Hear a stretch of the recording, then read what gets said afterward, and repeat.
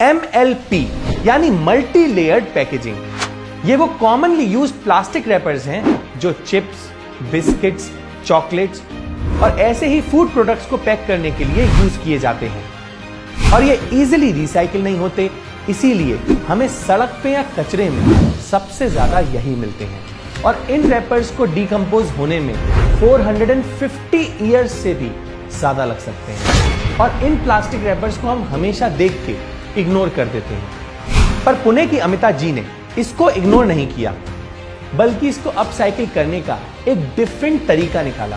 हाय, मैं हूँ अमिता और मैं इन सब से ये बनाती हूँ। दुनिया का 40% प्लास्टिक वेस्ट पैकेजिंग की ही वजह से जनरेट होता है और क्योंकि ये प्लास्टिक रैपर्स ज्यादातर रिसाइकिल नहीं होते, इसी वजह से इन प्लास्टिक रैपर्स की वैल्यू इतनी कम हो जाती है कि ये 1 किलो सिर्फ 2 या 3 रुपए में ही बिक पाते हैं। पर अमिता जी बचपन से ही इन प्लास्टिक से होने वाले हार्म्स को समझने लगी थी। जब मैं 12-13 साल की थी, तब से ही मैंने डिस्पोजेबल प्लास्टिक यूज करना अवॉइड कर दिया था। और इसीलिए अमिता जी ने अपनी फ्यूचर स्टडीज भी सस्टेनेबिलिटी से ही की। मैं यूएस गई और वहाँ पे मैंने सस्टेनेबिलिटी की स्टडी की ताकि ये प्लास्टिक का प्रॉब्लम जो है इसको अच्छी तरह से सॉल्व करने की कोशिश तो कर पाऊँ। फिर वापस इंडिया आके मैंने डिसाइड किया यहाँ की जो सबसे बड़ी प्रॉब्लम्स है मैं उन्हीं पे सॉल्व करने का काम करूँगी। और आज प्लास्टिक रैपर्स सबसे बड़ी प्रॉब्लम में से एक है, क्योंकि हर चीज ज्यादातर प्लास्टिक पैकेजिंग में ही आती है।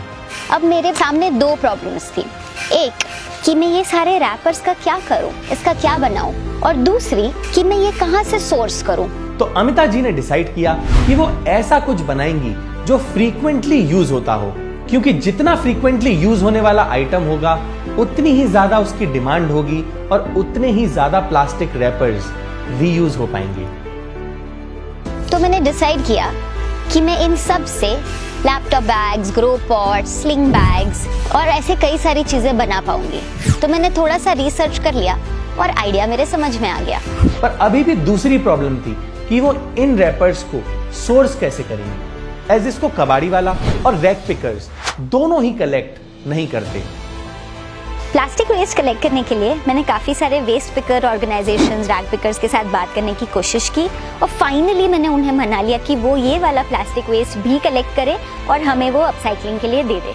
और वेस्ट प्लास्टिक रैपर्स को अपसाइकिल करके कुछ डेली प्रोडक्ट्स बनाने की सोच के साथ अमिता जी ने प्लास्टिक अपसाइकलिंग के काम के साथ शुरुआत की। हमारे प्रोडक्शन यूनिट में कोई हाईटेक टेक्नोलॉजीज हम यूज नहीं करते, बल्कि हम एक ट्रेडिशनल चरखा और हैंडलूम जैसे इक्विपमेंट्स यूज करते हैं। और वो इसलिए क्योंकि हम ये सारे काम में हमारे जो ट्राइबल और रूरल महिलाएं और युवक हैं उनको हम रोजगार देने की या लाइवलीहुड जनरेशन करने की कोशिश कर रहे हैं। और इसलिए हमारी ऑर्गेनाइजेशन का नाम है रीचरखा, क्योंकि हम चरखे को रिवाइव कर रहे हैं और वो भी आज की प्रॉब्लम सॉल्व करने के लिए। हमारे प्रोडक्ट्स बनाने के लिए हम सबसे पहले वेस्ट को रैक पिकर से कलेक्ट करते हैं। उसके बाद हम इसको अपने वीविंग यूनिट में लेके उसको वॉश और सैनिटाइज करके ड्राई कर लेते हैं। फिर हम इसको अलग अलग कलर्स में सॉर्ट करते हैं, क्योंकि हम ये ओरिजिनल कलर्स जो प्लास्टिक के रैपर्स के हैं वो ही रिटेन करते हैं। फिर सिर्फ कैंची से मैन्युअली हर एक रैपर को कट किया जाता है और चरखा और हैंडलूम यूज करके इसको फैब्रिक में कन्वर्ट किया जाता है। पूरा काम मैन्युअली होता है। फिर हम इसको अलग अलग प्रोडक्ट्स में स्टिच करके डिजाइन करते हैं और इस तरह से रीचरखा के प्रोडक्ट्स तैयार किए जाते हैं। वीविंग के बाद इन हैंड वुवन प्लास्टिक्स को अलग अलग शेप्स एंड साइजेस में डिजाइन करके laptop bags, cushion covers, side bags जैसे आइटम्स में कन्वर्ट कर दिया जाता है। और इस तरह से हम ये बहुत ही कम वैल्यू के नॉन रिसाइक्लेबल प्लास्टिक वेस्ट को इन ब्यूटीफुल सस्टेनेबल चीजों में कन्वर्ट करते हैं। अमिता जी अब तक 2 मिलियन प्लास्टिक बैग्स को अपसाइकिल कर चुकी हैं, जिसकी वजह से अराउंड 50,000 डेज ऑफ लाइवलीहुड भी जनरेट हुई है। अमिता जी के इस स्टार्टअप की वजह से सिर्फ एनवायरनमेंट को ही बेनिफिट नहीं हुआ, बल्कि हजारों आर्टिसंस को भी जॉब अपॉर्चुनिटी मिली है। तो अगर आपको अपने प्लास्टिक रैपर्स कलेक्ट करके अमिता जी को भेजने हैं तो आप इस एड्रेस पे उनको भेज सकते हैं। और अगर आप अमिता जी से कांटेक्ट करना चाहते हैं तो आप उन्हें इस ईमेल आईडी पे जाके एक मेल ड्रॉप कर सकते हैं। तो अगर आपको अमिता जी के स्टार्टअप ने थोड़ा भी इंस्पायर किया है तो इस वीडियो को शेयर करके ज्यादा से ज्यादा लोगों को इस बारे में जरूर बताइएगा, सो दैट ज्यादा से ज्यादा लोग अपने प्लास्टिक रैपर्स को कलेक्ट करके अमिता जी को भेज पाए। That's it for this video. See you next Wednesday.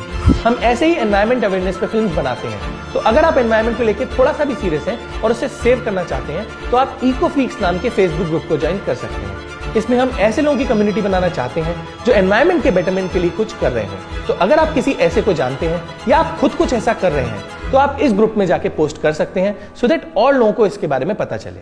Link description में मेंशन है। Thank you and take care.